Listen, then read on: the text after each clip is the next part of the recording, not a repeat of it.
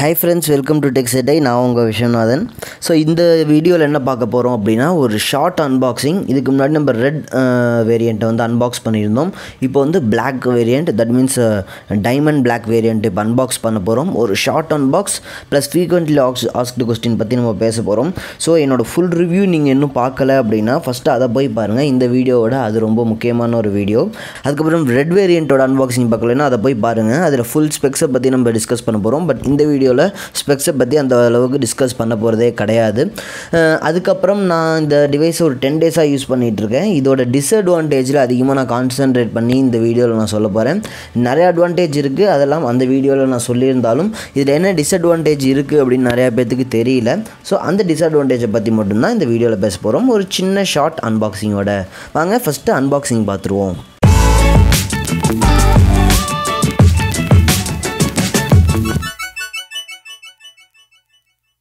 So நான் இதை அமேசான்லேருந்து by பண்ணியிருக்கேன். ஒரு நல்ல பேக்கேஜில் வந்து டெலிவர் ஆகிருக்கு. இதை அன்பாக்ஸ் பண்ணோம் அப்படின்னா உள்ளுக்குள்ளே ரியல்மி 1 கவர். ஸோ இந்த மாதிரி ஒரு பேக்கேஜ் தான் உங்களுக்கு கிடைக்கும். ஸோ அதோட ப்ரைஸிங், ரியல்மி ஓப்போவோட பிராண்டிங்கோட வோல்ட்டி அப்படின்னு சொல்லிட்டு எழுதியிருக்கு. ஸோ இதில் டியூயல் வோல்ட்டி நீங்கள் போட்டுக்கலாம், 2 ஜியோ சிம் யூஸ் பண்ணிக்கலாம்.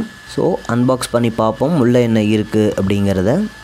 ரெட் கலர் வேரியண்ட் அன்பாக்ஸ் பண்ணியிருக்கேன், மறக்காமல் அதை போய் பாருங்கள். அதில் டீட்டெயில்டு அன்பாக்சிங் இருக்கும். இது ஜஸ்ட் ஒரு குயிக் அன்பாக்சிங் தான்.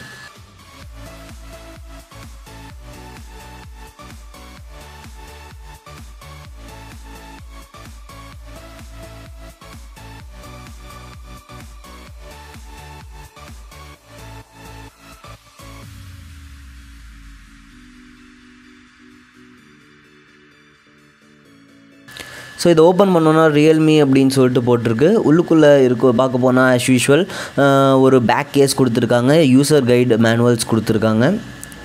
ஸோ இதெல்லாமே நல்ல குவாலிட்டியில் தான் இருக்குது. அதுக்கப்புறம் சிம் எஜெக்டர் டூல் உள்ளுக்குள்ளே உங்களுக்கு ஒன்று கிடைக்கும்.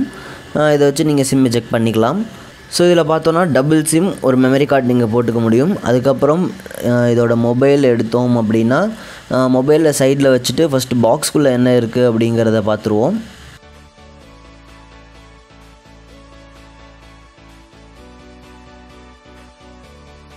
இதில் ஒரு நார்மல் அடாப்டர் ஒன்று இருக்குது. ஸோ இது ஃபாஸ்ட் சார்ஜிங் கிடையாது, நார்மல் அடாப்டர் 5 வோல்ட் ஒரு அடாப்டர் மட்டும் உள்ளுக்குள்ளே இருக்குது.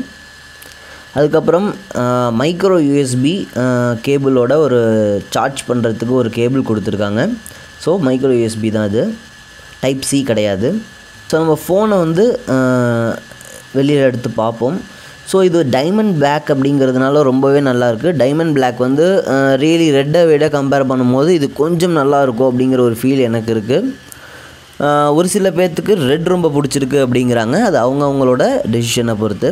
இதில் பார்த்தோம் அப்படின்னா இந்த டைமண்ட் பேக் ஒவ்வொரு ஆங்கிள்லேருந்தும் அதோட கலர் வித்தியாசமாக தெரியும். பட் பேக் கேஸ் நீங்கள் போட்டிருக்கும் போது இந்த டைமண்ட் பிளாக்கோட அந்த ஒரு ஃபினிஷ் அவ்வளோவா தெரிய மாட்டேங்குது.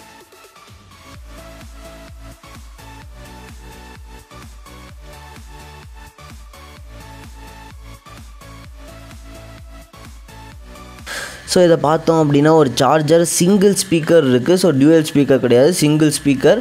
அதுக்கப்புறம் ஹெட்ஃபோன் ஜாக்கும் உங்களுக்கு கீழ்ப்பகுதியில் கிடைக்கிது. அதுக்கப்புறம் லெஃப்ட் சைடில் வந்து வால்யூம் ராக்கர்ஸ் பட்டன் மட்டும் இருக்குது. மேலே டாப்பில் வந்து ரொம்பவே க்ளீனாக இருக்குது. அதுவும் இல்லாமல் இதில் வந்து டெம்பர் கிளாஸ் ஒட்டியிருக்காங்க. கேமரா, அப்படியே ஃப்ரண்ட் கேமரா, பேக் கேமரா எல்லாமே உங்களுக்கு இப்போ கிடைக்கும். ஸோ சிங்கிள் கேமரா தான், டியூயல் செட்டப் கிடையாது. ஸோ இதுதான் ஒரு நார்மல் லுக். அதுக்கப்புறம் பார்த்தோன்னா சிம் எஜெக்டர் டூல், ஒரு பவர் பட்டன் இருக்குது.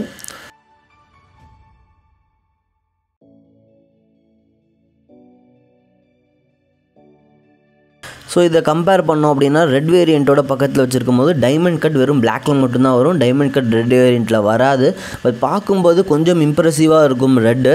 ஒரு சில பேர்த்துக்கு டைமண்ட் பிளாக் பிடிச்சாலும் பிடிக்கலாம். பட் கவர் யூஸ் பண்ணிங்க அப்படின்னா ரெட்டு நீங்கள் யூஸ் பண்ணுறது ரொம்ப சிறந்ததாக இருக்கும்.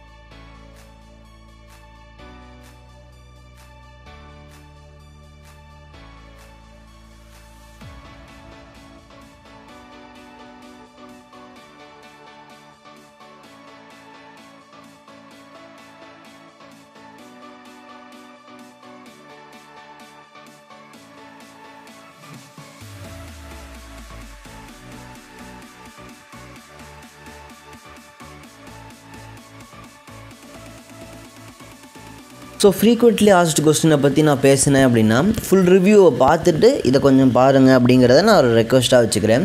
ஸோ இந்த வீடியோவில் ஃபுல் அண்ட் ஃபுல் டிஸ்அட்வான்டேஜை பற்றி அதிகமாக பேச போகிறோம். இந்த ஃபோனில் பல அட்வான்டேஜ் இருக்குது, ஸோ அதை பற்றி நம்ம பேச போகிறது இல்லை. ஸோ இதில் ரேம் மேனேஜ்மெண்ட் ப்ராப்ளம் இருக்கா அப்படின்னு சொல்லிட்டு ஒரு ஃப்ரெண்ட் கேட்டிருந்தாங்க. ரேம் மேனேஜ்மெண்ட் ப்ராப்ளம் வந்து 6GB வேரியண்ட்டில் இல்லை, 3GB வேரியண்ட்டில் மட்டும்தான் இருக்குது. ஸோ 3GB வேரியண்ட் நீங்கள் வாங்கினீங்க அப்படின்னா மேபி நீங்கள் வந்து ரேம் மேனேஜ்மெண்ட்டில் கொஞ்சம் ஃபீல் பண்ணலாம். பட் 3GB வேரியண்ட் அப்படிங்கும் போதே அது ஒரு பட்ஜெட் ஃபோன் தான். 3GBக்கு எந்த அளவுக்கு ஒரு ரேம் மேனேஜ்மெண்ட் இருக்கணுமோ அது அந்த அளவுக்கு இருக்குது. ஸோ நீங்கள் 3GB வேரியண்ட்லேயும் வந்து 2 கேம் நான் ஓப்பன் பண்ணி வச்சுருக்கும் போது ஒரு கேம் ஆஃப் ஆகக்கூடாதுன்னு நினைக்கிறீங்க அப்படின்னா அது நடக்காது. ஸோ 3GB அப்படிங்கிறதுல பாதி ஓஎஸ் எடுத்துருக்கும், அதுவும் இல்லாமல் கலர் ஓஎஸ் பாதி எடுத்துக்கும்.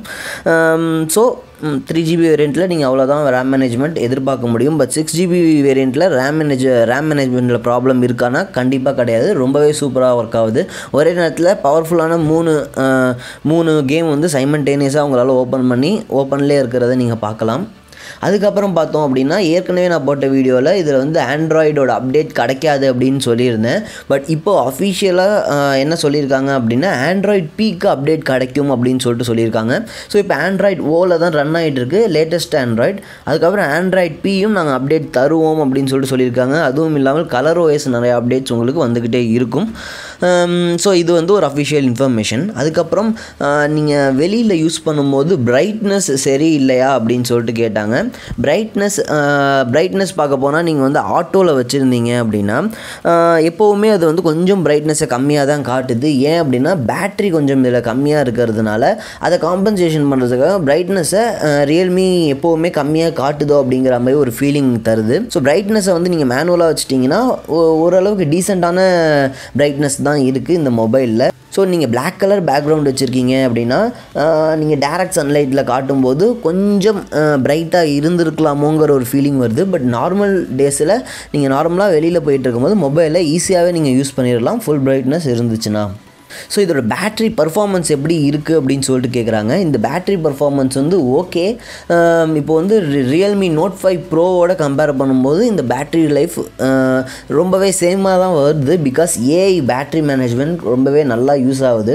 இதில் பார்த்தோம் அப்படின்னா 100% சார்ஜுக்கு அப்புறம் ஒரு 100%லேருந்து 60% வரைக்கும் ரொம்பவே ஸ்பீடாக கம்மியாகிற மாதிரி நான் ஃபீல் பண்ணுறேன்.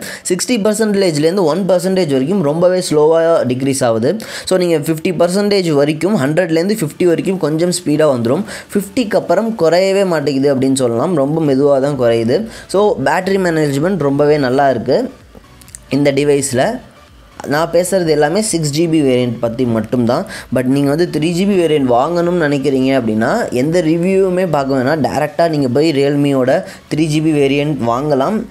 அவைலபிளாக தான் இருக்குது இப்போவும் அமேசானில். இது வந்து ஃப்ளாஷ் சேல்லாம் கிடையாது, ஜஸ்ட் ஒரு ஓப்பன் சேல் தான்.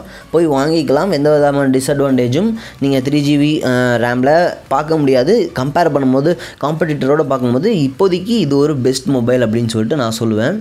அதுக்கப்புறம் இதில் ரொம்பவே இரிட்டேட் பண்ணக்கூடிய ஒரு ஃபீச்சர் என்ன அப்படின்னா இந்த கலர் ஓஎஸ் அப்படிங்கிற அந்த ஓஎஸ் தான்.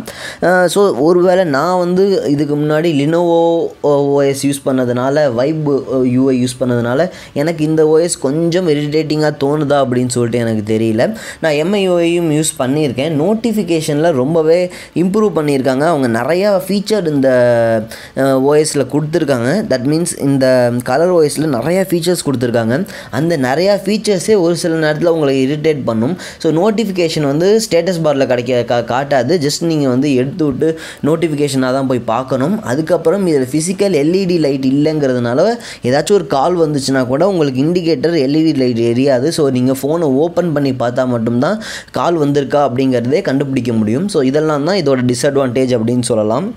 அதுக்கப்புறம் இன்னும் ஒரு ரொம்ப மைனரான ஒரு டிஸ்அட்வான்டேஜ் என்ன அப்படின்னா இப்போதைக்கு ரியல்மி ஒன்னில் ஒரு ஃபேஸ் தான் நீங்கள் வந்து ரெக்கார்ட் பண்ண முடியும். தட் மீன்ஸ் ஒரு ஃபேஸ் தான் ரெஜிஸ்டர் பண்ணி வைக்க முடியும். இப்போ ஃபிங்கர் பிரிண்ட்லாம் 2-3 ஃபிங்கர் பிரிண்ட் நம்ம ரெஜிஸ்டர் பண்ணலாம். பட் இதில் ஒரு ஃபேஸ் மட்டும்தான் நீங்கள் கொடுக்க முடியும். உங்களோட ஃபேஸை மட்டும்தான் நீங்கள் ரெஜிஸ்டர் பண்ணிக்க முடியும். ஸோ வேறு யாராலையும் அவங்களோட ஃபேஸை ரெஜிஸ்டர் பண்ண முடியாது. மேபி செக்யூரிட்டிக்காக அவங்க இப்படி இம்ப்ரூவ் பண்ணியிருக்கலாம். பட் அது வந்து ஒரு டிஸ்அட்வான்டேஜாக தான் எனக்கு தெரியுது. பட் இந்த ஓப்போவில் வந்து செக்யூரிட்டிக்கு நிறையா இம்பார்ட்டன்ஸ் கொடுத்துருக்காங்களோ அப்படின்னு சொல்லிட்டு நான் நினைக்கிறேன். ஒரு சின்ன ஓடிபி வருதுன்னா கூட வாட்ஸ்அப்பால் டேரெக்டாக அந்த ஓடிபியை ரீட் பண்ண முடியல. நம்ம தான் வந்து அந்த ஓடிபியை காப்பி பண்ணி இங்கே பேஸ்ட் பண்ண வேண்டியதாக இருக்குது. ஸோ இந்த மாதிரி ஒரு சில நல்ல ஃபீச்சர்ஸும் இருக்குது. பட் யூஐ கொஞ்சம் என்னை இரிட்டேட் பண்ணுது. இதுக்கு முன்னாடி ஓப்போ யூஸ் பண்ணவங்களுக்கு இந்த யூஐ ரொம்ப பிடிச்சிருக்கலாம். அதுக்கப்புறம் 2 வோல்டி சிம் நீங்கள் இதில் பண்ணிக்கலாம். தட் மீன்ஸ் 2 ஜியோ சிம் நீங்கள் இதில் யூஸ் பண்ணிக்க முடியும்.